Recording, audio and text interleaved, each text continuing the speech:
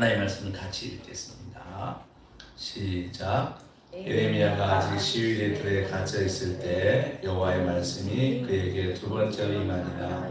이르시되 이를 행하시는 여호와 그것을 만들며 성취하시는 여호와 그의 이름을 여호와라 하는 이가 이와 같이 이르시도다. 너는 내게 부르짖으라. 내가 내게 응답하겠고 내가 알지 못하는 크고 은밀한 일을 내게 보이리라. 아멘. 우리 교제하는 시간입니다. 우리 옆에다 우리 같이 인사해 볼까요? 잘 오셨습니다. 반갑습니다. 반갑습니다. 반갑습니다. 환영합니다. 환영합니다. 사랑합니다. 축복합니다. 네, 아름다운 마음들이 모여서 우리 하도록 하겠습니다.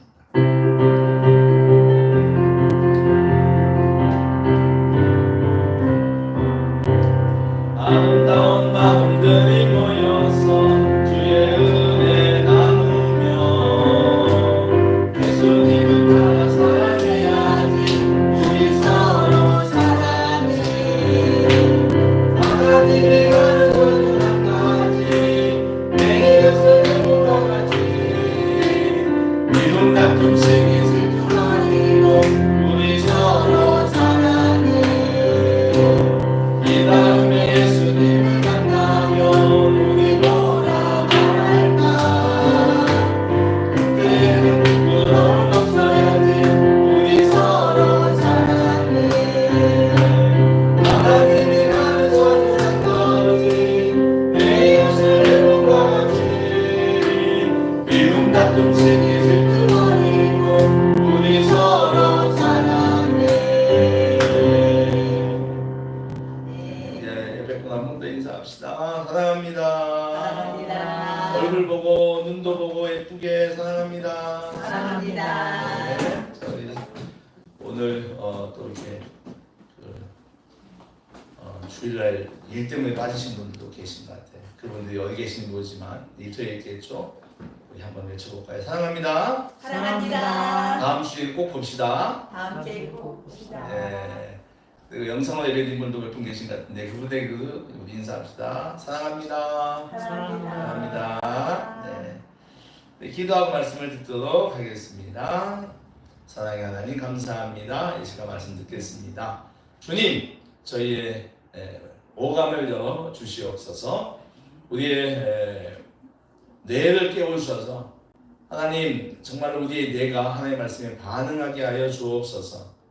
그래서 아버지 하나님이여 우리의 귀도 열리고 눈도 열리고 아버지 하나님이여 마음도 열리는 그런 시간이 되게 하여 주옵소서. 아멘. 생명과 진리신 아버지 말씀을 저희들이 헛소리 듣지 않도록 하나님 우리가 마음을 준비하여 잘 조심하여 아버지의 말씀을 들을 수 있게 하여 주시옵소서. 어쩌면 아버지 오늘 주신 이 말씀이 우리 인생에 크게 변화를 주고 새롭게 하는 말씀이 될 줄 모릅니다. 하나님 성령께서 함께해 주셔서 정말 우리 가운데 큰 변화가 있고 울림이 있는 그런 말씀 듣는 시간이 되게 하여 주시옵소서. 하나님 시간을 방해하는 모든 신앙적인 생각들과 또 내 안의 습관들 하나님께서 제어하여 주시고 오로지 하나님만 영광 받으시는 시간이 되게 하여 주옵소서. 예수 그리스도의 이름으로 기도하옵나이다. 아멘. 할렐루야. 아멘. 할렐루야. 아멘. 이 시간 하나님께서 우리에게 말씀과 성령으로 은혜를 줄 믿습니다. 아멘. 자, 오늘은요 종교개혁주일이에요. 무슨 주일이다? 종교개혁주일입니다.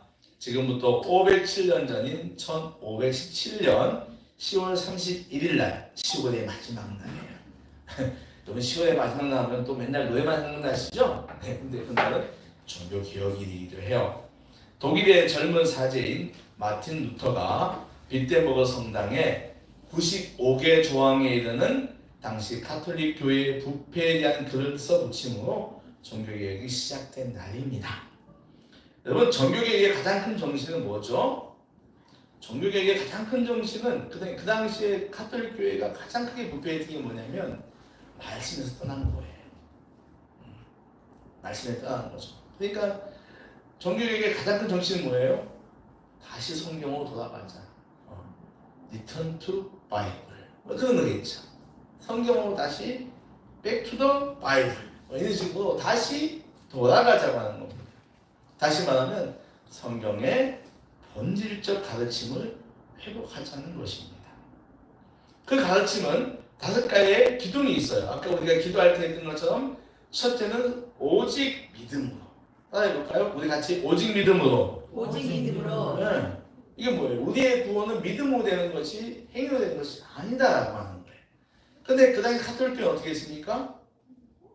헌금 많이 하고 그런 사람들이 뭐 천국도 가고 심지어는 연옥에 있다가 천국으로 막 하고 우리는 천국하고 지옥밖에 없는데 카톨릭은 뭐가 있다고 그러죠? 가운데 뭐가 있다고 그러잖아요.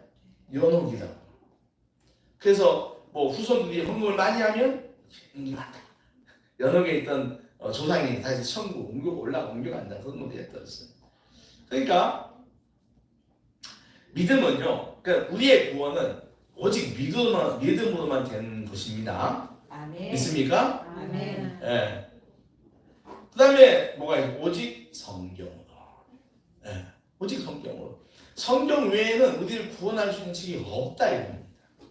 동의하시죠? 아멘. 예. 그 다음에 오직 은혜. 홀라그라지야. 예. 아주 중요하죠. 우리는 다 하나님의 전적인 은혜 아래 있는 사람들이야. 우리가 은혜 없이 살아갈 수 있습니까, 여러분? 불가능해요. 진짜 불가능해요. 왜냐하면 우리 안에 자아라든가 우리 안에 이런 것들이 너무 많아. 그러니까 그거 하나하나 따지면 우리는 오늘 금방 이제 바로 죽어야 돼요.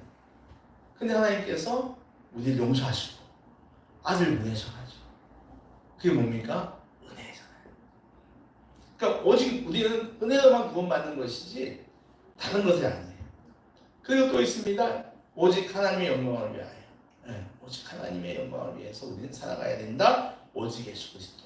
5가지예요. 루터를 비롯한 개혁자들은 자기들의 목숨을 각오하고 1000년간 이어져 왔던 중세교회의 부패를 지적했어요. 그리고 결국 그들은 주님 앞에 목숨을 드렸지요.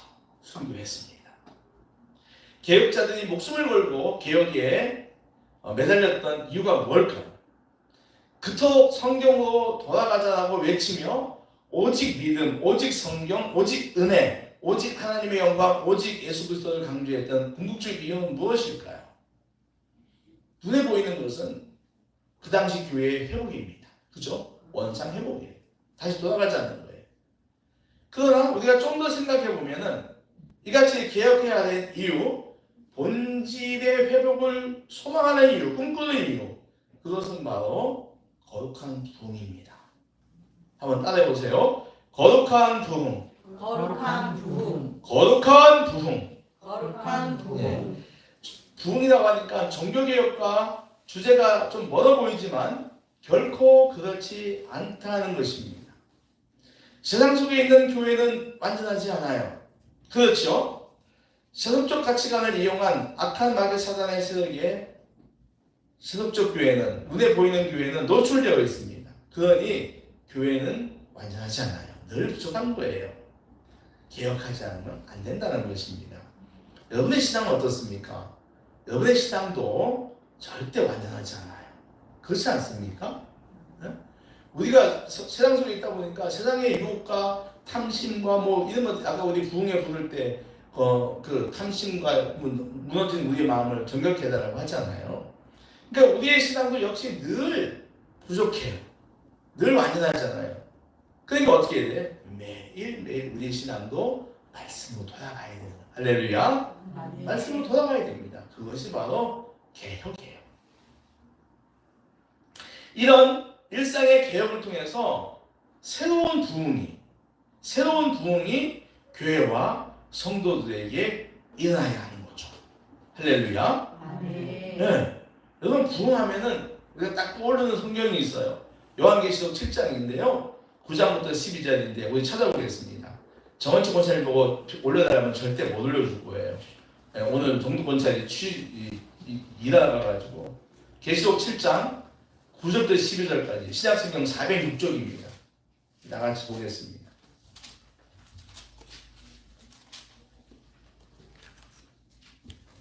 성경 맨 뒤에요. 계시록 7장 9절부터 12절까지 406쪽입니다. 자, 우리 같이 한번 읽어보겠습니다. 다 찾으셨죠? 네. 예, 같이 읽어보겠습니다. 시작. 이일 후에 내가 보니 각 나라와 족속과 백성과 방언에서 아무도 능히 셀 수 없는 큰 무리가 나와 흰옷을 입고 손에 종려 가지를 들고 보좌 앞과 어린 양 앞에 서서 큰 소리로 외쳐 이르되 구원하심이 보좌에 앉으신 우리 하나님과 어린 양에게 있도다 하니 모든 천사가 보좌와 장로들과 내 생물의 주위에서 서 있다가 보좌 앞에 엎드려 얼굴을 대고 하나님께 경배하여 이르되 아멘. 영광, 찬송과 영광과 지혜와 감사와 존귀와 권능과 힘이 우리 하나님께 세세토록 있을지어다. 아멘. 아멘. 이 장면이 어떤 장면인지 아시죠? 세상 끝날래요. 새하늘과 새 땅이 이루어지는 일인데 천하의 모든 사람들이 흰옷을 입었어. 이건 뭐냐면 깨끗해졌다는 거예요. 흰옷을 입은 모든 사람들이 하나님 앞에 나와서 막 종려가지 흔들면서 예배드리는 장면입니다. 그 핵심이 뭐예요? 우리가 구원받은 것은 하나님과 어린 양 때문입니다 라고 하는 거예요. 그러니까 자신들의 구원이 하나님과 어린 양에 있다고 소리 지르는 거예요. 그냥 외치는 거예요. 근데 여기에 모든 천하 원족속 백성들이 다 모이는 거죠. 이게 부흥이에요. 구약의 선지자 하박국은요, 우상 숭배로 무너져가는 조국 이스라엘을 굉장히 슬퍼하면서 하나님의 부흥을 호소합니다. 하나님은 하박국 선지자에게 새로운 부흥에 대한 환상을 보여주었고 선지자는 이렇게 말하죠. 주님, 지금 우리가 망하는 과정에 있지만 하나님의 진노 중에 있지만 수년 안에 다시 부흥을 주시옵소서. 아멘? 아멘. 하박국 3장에 있잖아요. 주님, 우리 조국 이스라엘이 지금 우상 숭배로 무너져가고 있습니다. 모든 성도들이 무너져가고 있습니다. 이제 곧 우리는 망할 것입니다. 하나님의 진노가 있습니다. 그러나 하나님 그 안에서라도 수년 안에 다시 부흥을 주시옵소서. 회복시켜 주시옵소서라고 소망하죠.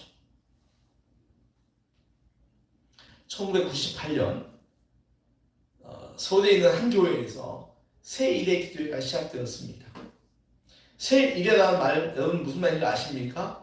세 번의 일회, 즉 21일을 말해요. 우리 새 일이 아닌가 하면 생각 나는 거 있는데 우리 한국에서는 37일이라고 그러죠. 37일. 그래서 아기 낳았을 때 그죠? 20일 지나서 아기 보러 가고 그랬잖아요. 그 전에 가면 아기 뭐 미신으로는 부정된다고 그러는데 실은 그게 아기가 이제 아직까지 이 면역력이 없어서 조심하는 위생적인 것도 있죠. 그러니까 이 37일이 성경에는 새 일회라고 나와요. 즉 21일을 말하는데 다니엘서 10장 2절에 보면 다니엘 선지자가 인류의 종말에 대한 환상을 보고 슬퍼하며 21일 동안 좋은 떡도 안 먹고 고기도 안 먹고 포도주도 먹지 않고 기름도 바르지 않고 21일간 기도한 것에 영감을 받아서 시작된 기도회가 21일 새일의 기도회입니다. 그러니까 21일의 기도회를 통해서 회개했고 새롭게 부어질 부흥을 간절히 구했던 거죠. 그런데 이 기도회가 해가 가면 갈수록 참여하는 사람이 많아지고 이제 많이 많아졌어요. 그래서 2013년부터는 자기의 교회만 한 게 아니라 한국 교회가 개방을 하였어요. 그리고 거리가 멀어서 현장 참석이 어려운 사람들을 위해서 유튜브 중계를 시작했습니다. 그래서 올해까지 전 세계에 16,000교회 이상의 교회가 참여하는 아주 큰 행사가 되었습니다. 네, 아주 이제는 교회의 새로운 운동으로 자리를 잡았어요. 그러면 왜 16,000 이상 되는 교회의 사람들이 참여하는가 하는 거죠. 왜 참여합니까? 우리 교회는 작년부터 참여했어요. 그죠? 해보니까 좋습니다. 안 그랬습니까? 네. 김석 집사님 몇 번 참 들었어. 이러면 또 이제 어려워지기 시작하죠. 예배 분위기가 싹 잊어먹고. 자, 다니엘 기도회. 우리가 다니엘 기도 얘기하는 거예요. 오늘 말씀 제목이 다니엘 기도회니까. 자, 이 기도회 여러분 왜 참석합니까? 사람들이 왜 이렇게 많이 올까요? 은혜스러운 당근. 은혜가 있기 때문에 오는 거예요. 뭔가 먹을 게 있는 거야. 먹을 게 있으니까 오는 거예요. 그죠? 그게 은혜가 있는 거예요. 근데 사람들이 그 은혜가 어떤 통로를 통해서 내려오죠? 간증, 또 찬양, 그런 거예요. 근데 간증을 아무나 합니까? 간증하고 나오는 강사들 보니까 이 사람들이 좀 있는 사람들이야. 유명한 사람들이야. 네. 그러나 여러분 정말 유명인의 간증을 듣기 위해서 유명인을 갖다가 TV로 한번 보기 위해서 오나요? 그건 아닐 거예요. 또 찬양팀 보십시오. 21일 동안 나온 찬양팀이 한국교회 내놓으라고 하는 찬양팀들이 막강해요. 그냥 찬양 보고서 막 대단한 감동이 막 일하지 않습니까? 막 그냥 그 열정적인 찬양, 깊이 있는 그 성령의 감동. 예. 그런데 그것만을 위해서 우리가 그 집회를 보기 위해서 나오나요? 그럴 수도 있습니다. 하나님께서 다시 쓰시는 은혜의 방편이고 통로니까요. 그런데 더 기쁜 뜻은 뭡니까? 나 자신의 새로운 변화를 통해서 부흥을 소망하는 거죠. 그렇지 않나요? 그냥 단순히 간증 듣고 찬양하고 끝나는 건가요? 그건 아니잖아. 그것이 그렇다면 그 은혜가 나한테까지 안 오는 거잖아요. 우리가 정말 은혜를 사모해서 참석한다면 그걸 통해서 내가 변화하고 새로운 변화가 일어나고 그쪽에서 부흥을 원하는 거잖아요. 믿습니까? 부흥에 대한 소망이 없이 그저 간증만 찬양만 한다면 집회는 그 순간에 만족할 거예요. 나가면 다 까먹을 걸. 새로운 부흥에 대한 마음이 없으면 결코 안 된다라고 하는 겁니다. 부흥하면 또 빼놓을 수 없는 것이 1907년 한국교회 이야기를 안 할 수가 없잖아요. 1885년 부활절에 장로교 선교사인 언더우드 박사님 그리고 감리교 선교사인 아펜셀러 선교사가 인천에 도착했습니다. 부활절 아침에. 그때부터 한국의 기독교가 시작된 거예요. 1885년 부활절입니다. 그 다음에 그리고 22년이 흘렀습니다. 1907년입니다. 기독교는 조금씩 확장되어 갔습니다. 그러나 이 나라 조선은 멸망의 길을 걷고 있었어요. 일본의 침략을 받고 지도자들이 부패했고 백성들은 이런 나라와 지도자들의 형태를 보고 나라에 대한 소망을 잃고 술과 담배, 도박 이런 것으로 세월을 보내고 있을 때입니다. 그때가 위기죠. 굉장한 위기입니다. 이때 회개를 통한 거룩한 복음운동이 평양에서 시작됐어요. 원산부터 시작해가지고 평양으로 시작되고 전국으로 시작됩니다. 이 운동이 삼천리 나라 곳곳으로 퍼져나갔고 큰 부흥으로 이루어졌다고 하는 겁니다. 여러분, 현실을 돌아보면 우리의 삶을 현실을 돌아보면 어려움이 기쁨보다 많습니다. 어려움이 기쁨보다 많아요. 하박국 선지자는 조국의 멸망을 목도하고 있습니다. 다니엘 선지자 역시 세계의 종말을 환상으로 보고 있습니다. 루터 역시 중세교회의 막장을 보고 있습니다. 무슨 말입니까? 부흥은 고난의 현장에서 시작된다고 하는 거예요. 할렐루야. 따라해볼까요? 부흥은 고난의 현장에서 시작된다. 너무 중요한 말씀. 고난의 자리에서 부흥이 시작되는 거예요. 오늘 본문은 그 고난의 현장에 임하시는 하나님의 부흥이 에레미야에게 주어지는 말씀이에요. 오늘 에레미야는 왕의 시대, 경호실에 갇혀 있습니다. 우리가 목사님이 이 얘기를 많이 하잖아요. 왜 에레미야가 갇혔나요? 이제 수동시에 들었으니까 아시는 분 계실까요? 정기 집사님 아실까요? 그거는 수요일. 어이구 할렐루야. 우리 권사님이 지난주 수요일 목사님 말씀을 잘 듣나 봐요. 너무내 선지자입니다.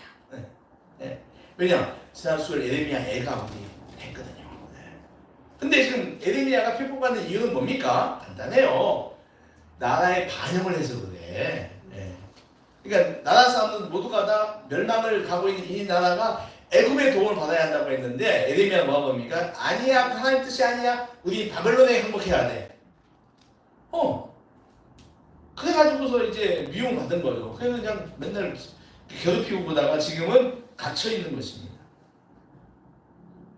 그 어느 날 감옥에 갇혀 있던 에레미야가 와서 그때가 나라로 봐서도 굉장히 그 고통스러운 현장 그 때고 에레미야로 봐서도 고난의 때 아닙니까? 그때 감옥에 갇혀 있는 에레미야에게 하나님의 음성이 임합니다.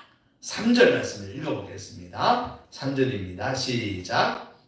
너는 내게 부르짖어라. 내가 내게 응답하겠고 내가 알지 못하는 크고 은밀한 일을 내게 보이리라. 아멘. 감옥살이는 여러분 힘들고 괴로운 것입니다. 저는 뭐 감옥살이 해보지 않았지만 감옥살이는 우리가 해보지 않아도 우리가 등이 압니다. 근데 요즘 대한민국은 감옥살이를 편해졌다네. 옛날에는 콩밥만 먹었는데 요즘은 뭐 잘 나온다고 합니다.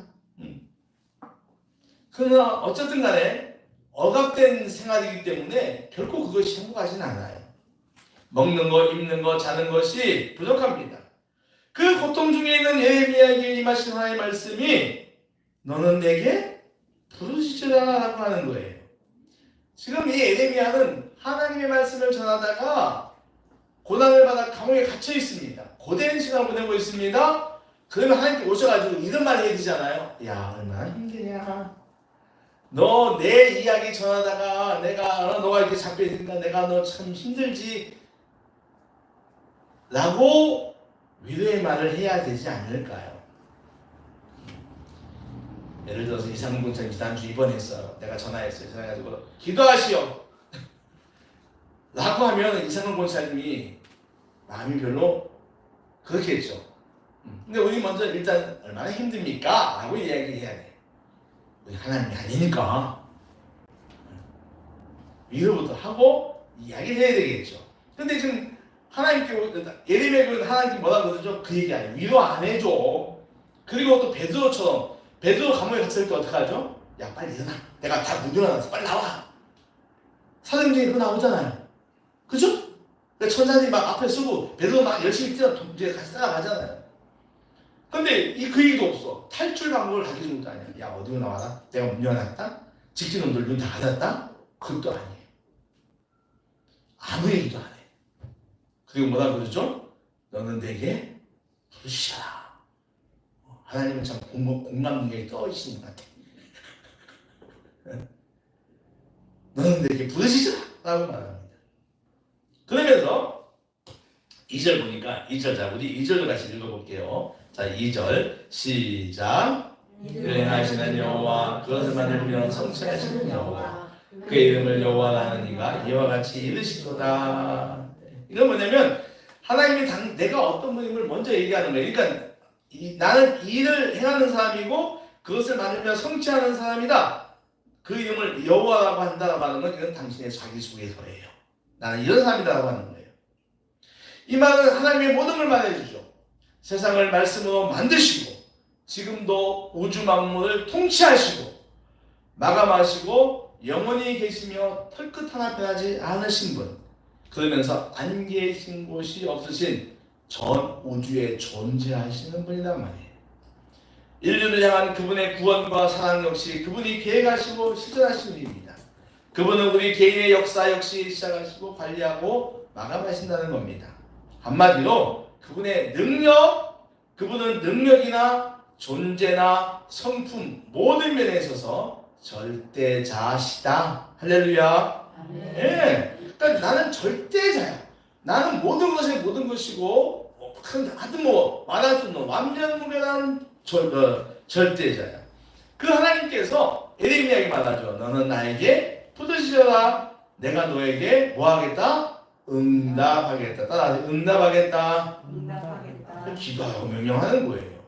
하나님은 당신의 계획을 행하기 전에 먼저 사람에게 기도를 요구한다는 것을 꼭 기억하시기 바랍니다. 하나님은 사람들에게 기도를 원하세요. 부흥과 회복과 해결을 소망한다면 그 내용을 내게 와서 부르시자라고 하는 거예요. 뭐 해라? 부르시자라고 하는 겁니다. 이것이 위기 속에서 부흥을 소망하는 우리에게 하나님이 원하시는 것입니다. 나한테 해결책이 있으니 내게 와서 부르시라는 것입니다. 먼저 기도하라는 것입니다. 기도의 초대죠. 우리의 삶의 많은 문제들, 그 문제 해결, 그리고 신앙의 부흥, 교회의 부흥을 소망하느냐? 그럼 기도부터 시작하는 말입니다. 뭐부터 시작이야? 기도부터 시작하는 겁니다. 왜? 하나님이 다 가지고 있다는 거예요. 해결책을. 할렐루야. 그래서 성경은 늘 기도하라 그러잖아요. 야고보 선생님이 뭐라고 그러잖아요. 너희 중에 고난당하는 자가 있느냐? 저는 기도할 것이요. 고난당하는 자가 있느냐? 기도해라는 것입니다. 여러분, 하나님은요, 우리가 고난할 때 기도하길 원하십니다. 사무엘상 2장을 보니까 한나가 어땠습니까? 애를 못 낳아가지고 기도 열심히 하잖아요. 요즘 말로 빡시게 하지 않습니까? 술 취한 사람처럼 기도하잖아요. 하나님께서 그의 부림을 해결해 주십니다. 할렐루야. 사도행전 16장에 나오는 바울과 실라 어떻습니까? 빌립보 감옥에 갇혀있지 않습니까? 예? 그때 하나님께서 그들의 기도를 들으시고 그들의 문제를 갖다가 풀어주시지 않습니까? 그런가 하면은 삶의 걱정거리가 있을 때 해결책으로 기도를 또 이야기합니다. 여러분, 고난이라고 하는 것은 걱정하는 일이 현실로 나타났을 때를 말합니다. 그러니까 고난이라고 하는 건 내가 걱정했던 그 일이 정말 나타났을 때야. 그러니까 말이 시가 된다는 말 정말 맞는 말이에요. 그리고 우리가 뭐예요? 부정적인 말 절대 하면 안 돼. 그리고 고개도 이거 해야지, 이거 하면 절대 안 돼요. 성도는 이거 해야 돼요. 해보십시다. 이거 하면 절대 안 돼요. 근데 고난은 걱정하는 일이 현실로 나타나는 것이고, 걱정과 염려는 일이 나빠질 것을 생각하고 마음을 앓는 거예요. 내가 생각해보니까 안 될 것 같아. 목사님 이것 좀 합시다 그러면 딱 생각해보면 안 될 것 같아. 이게 이제 걱정과 염려예요. 내가 미리 생각해보니까 안 될 것 같거든. 힘들 것 같거든. 그러니까 그래서 현실로 나타나는 고난보다는, 현상인 고난보다는 미리 염려하는 현상인, 이게 걱정 현상이 더 많이 일어나요. 실제 일어나지 않았는데 나는 벌써 염려부터 하고 있는 거예요. 뭐 가족이 잘못될까, 일이 그럴될까, 만남이 실패하지 않을까, 막 이제 이런 그 사람과의 만남이 잘 되지 않을까, 뭐 아니면은 내가 하는 일이 잘못될까, 막 이런 것들. 또 내 남편, 내 자식이 잘못되지 않을까, 막 이런 것들 막 이게 있는 거예요. 근데 빌립보 4장이 뭐라고 되어 있죠? 너는 아무것도 염려하지 말고, 뭐 하지 말고? 염려하지 말고, 다만 모든 일에 기도와 간구로 너희 구할 것을 감사하고 하나님께 아뢰라. 할렐루야. 아멘. 그리하면 모든 지각에 뛰어난 하나님의 평강이 그리스도 예수 안에서 너희의 마음과 생각을 뭐 할 것이다? 지키리라. 믿습니까? 아멘. 너무 중요한 말씀이잖아요. 그러니까 염려하지 말라는 거. 안 될까? 이게 염려하지. 지난주에 우리 수영 간사님이 일주일간 이제 또 이렇게 전국을 이렇게 다녔어요. 기도하는데 저한테 이제 아버지 마음과 목사의 마음 두 가지가 있잖아요. 너무 걱정되는 거예요. 잘 다녀올까? 근데 이거 실은 이제 제 마음입니다. 근데 우리 간사님은 뭐 부모님 없어도 하나님께 주셔가지고 전 세계 막 다니는 분이니까. 근데 부모로서 그런 게 또 있어요. 이제 하나님 보호해 주세요. 뭐 그런 것들이죠. 근데 기도하는 하나님이 딱 그런 거예요. 너는 부모의 마음으로 나한테 기도하지 말고 나의 눈으로 기도해라. 그런 거예요. 그래서 그때부터 기도를 바꿨어요. 하나님 다 잘 지켜주실 거예요. 그러니까 우리 기도가 걱정은 기도 우리 부모님 갈 수가 있겠지만 하나님의 눈으로 기도하는 것도 굉장히 중요하다. 왜? 자식은 내가 그런 게 아니잖아요. 아멘. 성령 목소리가 매일까요? 그러니까 우리의 기도가 하나님의, 근데 자식한테 안 되게 안 돼. 어렵긴 해요. 자식이니까. 그렇지만 자식을 기도할 때도 아버지의 눈이 필요하다. 그러면 좀 더 마음에 평안이 온다. 왜? 하나님은 내 자녀에 대한 장래 계획을 다 가지고 계시니까. 그죠? 응. 그렇게 돼요. 그러니까 걱정을 내어놔야 돼. 놓고 모든 일에 기도와 간구 너희 구할 것을 함께 감사하고 하내라. 그러면 모든 지각에 대한 하나님의 평강이 그리스도 예수 안에서 너의 마음과 생각을 뭐 할 것이다? 지킬 수 있다. 할렐루야. 어젯밤에 내가 들어오는데 얼마나 감사하고 기쁘니 몰라. 내가 막 뛰어나가 가방도 받아줬어. 너무 감사한 거죠. 우리 주님은 마태복음 6장에서 우리에게 이렇게 말씀하시죠. 야, 하나님이 너의 걱정, 네 걱정하는 건 다 알아. 그래, 염려하지 말라라고 이야기를 해요. 이는 하나님께 기도하라는 뜻입니다. 윌리엄 제임스라고 하는 하버드 대학 교수님이 있습니다. 이분이 신학자인데 이렇게 말했어요. 고민에 대한 걱정과 고민에 대한 최대의 양약은 무슨 뜻이죠? 좋은 약. 그러니까 걱정, 고민에 대한 제일 좋은 약은 신앙이다. 이거 왜? 신앙이다. 종교적 신앙이다. 이런 말을 했어요. 하나님께서 이렇게 말하죠. 네가 알지 못하는 크고 비밀한 일을 너에게 보일 것이다 라고 약속해요. 이는 응답의 법칙을 말합니다. 여러분, 우리가 기도하면 하나님은 반드시 응답하신 줄로 믿습니다. 내가 알지 못하는 크고 은밀한 일이 뭘까요? 그거는 전혀 엉뚱한 것을 말하는 게 아니에요. 여기서 내가 알지 못하는 일은 내가 미처 생각하지 못하는 것입니다. 쉽게 말하면 내가 100원이 필요하여 100원을 구했는데 하나님께서 200원을 줬다는 게 아니에요. 근데 이 100원이 어디서 온지 몰라요. 전혀 생각하지 못했다는 거예요. 네. 그러니까 예를 든다면 내가 물질적 어려움을 겪고 있는데 100원이 필요해. 하나님께서 그래서 도와줄 것을 기대했던 사람보다 내가 저 사람 잘 도와줄 거야 라고 했던 사람보다 전혀 나랑 가깝지 않았던 사람을 통해서 해결되는 경우 있잖아요. 이런 거죠. 다윗의 경우 우리가 잘 아는 시편 23편이요. 사망의처럼 골짜기를 다닐 때 정말 원수의 목전에 같은 위태한 상황이잖아요. 일단 그 자리에서 피하게 해주는 것이 우선이잖아요. 하나님 이 원수의 목전에 날 것 다 피하게 해주세요. 이렇게 되는데 하나님은 그 자리에서 피하길 뿐 아니라 잔치상을 준비해 준다 그래. 뭘 해준다? 잔치상. 할렐루야. 이거 다윗이 생각을 했겠습니까? 고통 가운데 이 고통을 빨리 피하게 해주세요 라고 기도하지 않았을까요? 근데 하나님은 거기다가 고통만 피하는 것이 아니라 밥상 차려줄게, 뷔페 차려줄게 하는 거예요. 그러니까 이게 바로 크고 은밀한 일이에요. 하나님은 구원뿐 아니라 거기다가 축제까지 약속하신다는 말씀입니다. 이제 우리는 오늘의 본문을 통하여서 내 인생, 우리 교회의 위기와 어려움 앞에서 문제 해결과 부흥을 위하여 하나님께 부르짖기로 결심해야 합니다. 뭐 해야 된다? 결심해야 됩니다. 3주간 매일 저녁 8시부터 10시까지 진행되는 다니엘 기도회는 우리에게 준비해 주신 하나님의 은혜의 페스티벌입니다. 기도하는 거예요. 아멘. 사회 각계각층에서 믿음으로 자리에 선 사람들이 나와서 자신들의 삶과 함께 하신 하나님을 소개하는 것입니다.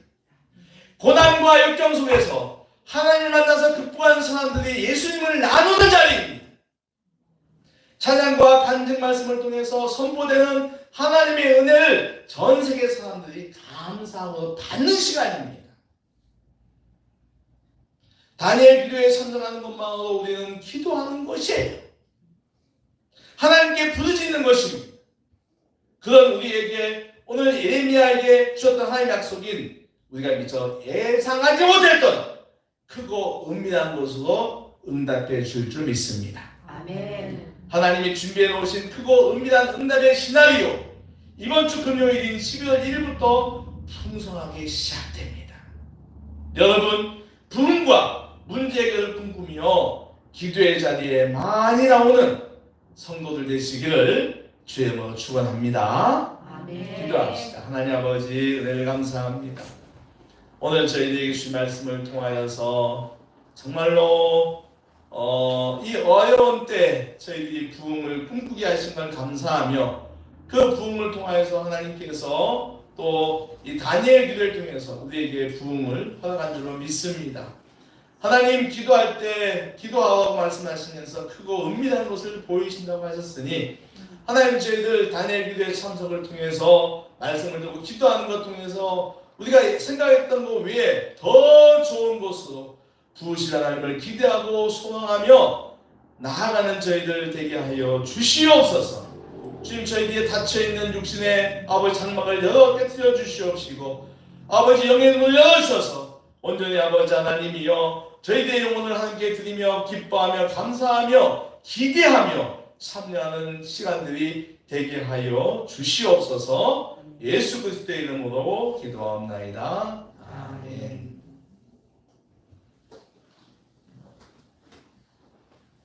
아멘. 61장 하겠습니다.